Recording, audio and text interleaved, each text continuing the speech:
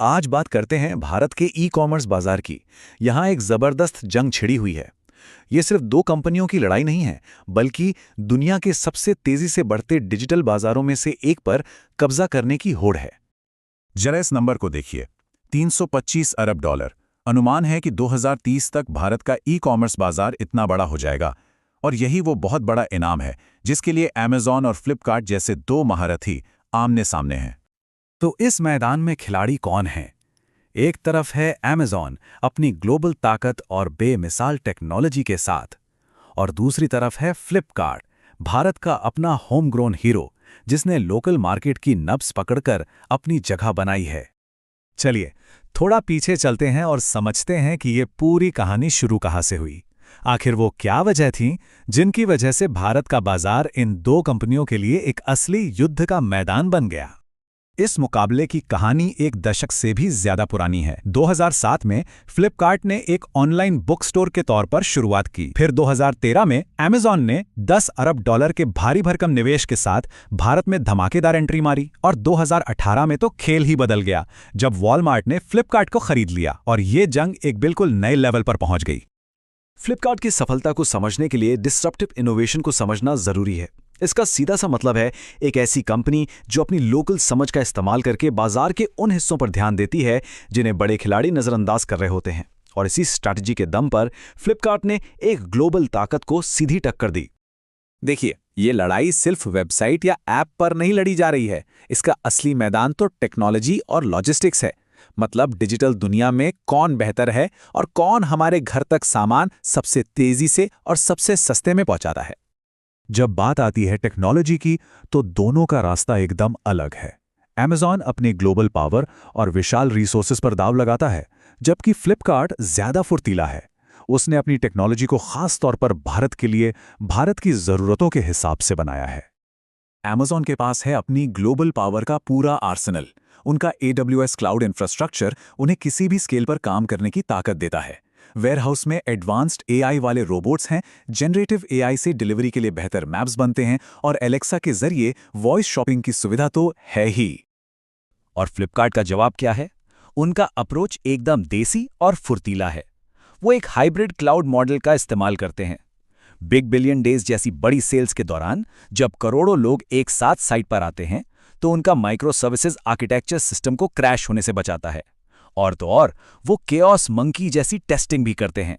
मतलब जानबूझकर अपने सिस्टम में छोटी मोटी गड़बड़ियां पैदा करते हैं ताकि उसे और भी मजबूत बनाया जा सके। लेकिन ये तो हुई टेक्नोलॉजी की बात। असली परीक्षा तो जमीन पर होती है। चलिए देखते हैं कि डिलीवरी और लॉजिस्टिक्स के मोर्चे पर कौन कहां खड़ा है। तो लॉजिस्टिक्स में कौन बाजी मार रहा है? देखिए, तस्वीर काफी दिलचस्प है।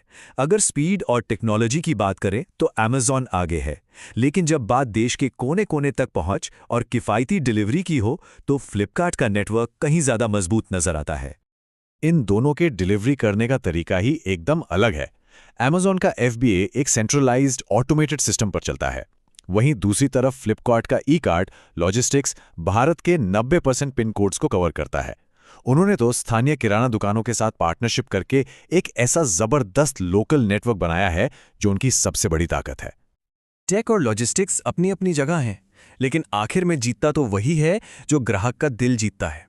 क्योंकि ये सारी लड़ाई है ही किसके लिए? खरीदार के लिए। तो फिर सवाल ये उठता है कि खरीदार असल में चाहते क्या हैं?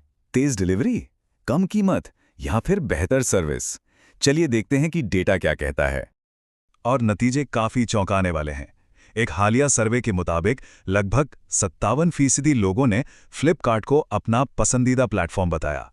इसकी तुलना में अमेज़न को सिर्फ 30% लोगों ने चुना। सोचिए, ये कितना बड़ा फासला है। तो इस बड़े अंतर का सबसे बड़ा कारण क्या है?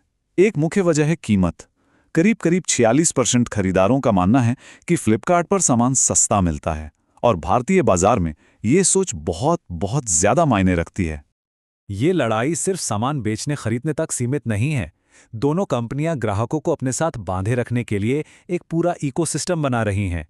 अमेज़न अपने प्राइम सब्सक्रिप्शन में वीडियो, म्यूजिक और फास्ट डिलीवरी का पैकेज देता है, तो फ्लिपकार्ट के पास फोनपे की जबरदस्त ताकत है, जिसके 50 करोड़ से भी ज्यादा यूजर्स हैं।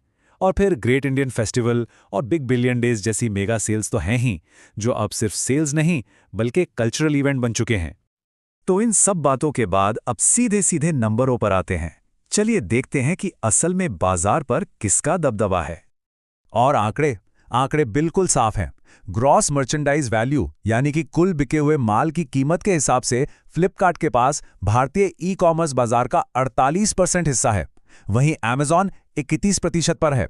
मतलब साफ है, फ्लिपकार्ट बाजार में एक मजबूत बढ़त बनाए हुए है।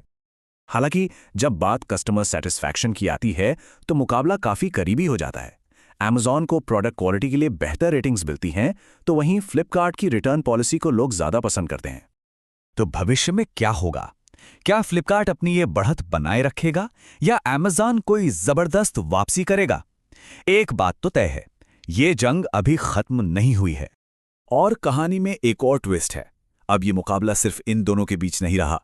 रिलायंस का Jio mart, Tata Neu, super app और मीशो जैसे नए और ताकतवर खिलाड़ी भी इस रेस में शामिल हो रहे हैं, जो बाजार को और भी ज्यादा दिलचस्प बना रहे हैं। आने वाले समय में ये लड़ाई नए मोर्चों पर लड़ी जाएगी। ग्रीन लॉजिस्टिक्स, ड्रोन से डिलीवरी और एआई से मिलने वाला अल्ट्रा पर्सनलाइज्ड एक्सपीरियंस, इनोवेशन ही अब जीत की कुंजी होगी। तो एक आखिरी सवाल, ग्लोबल स्केल और लोकल एक्सपर्टीज की इस लड़ाई में क्या घरेलू टीम को हमेशा फायदा मिलता रहेगा? ये कहानी सिर्फ ई कॉमर्स की नहीं है, बल्कि भारत के बदलते डिजिटल भविष्य की है।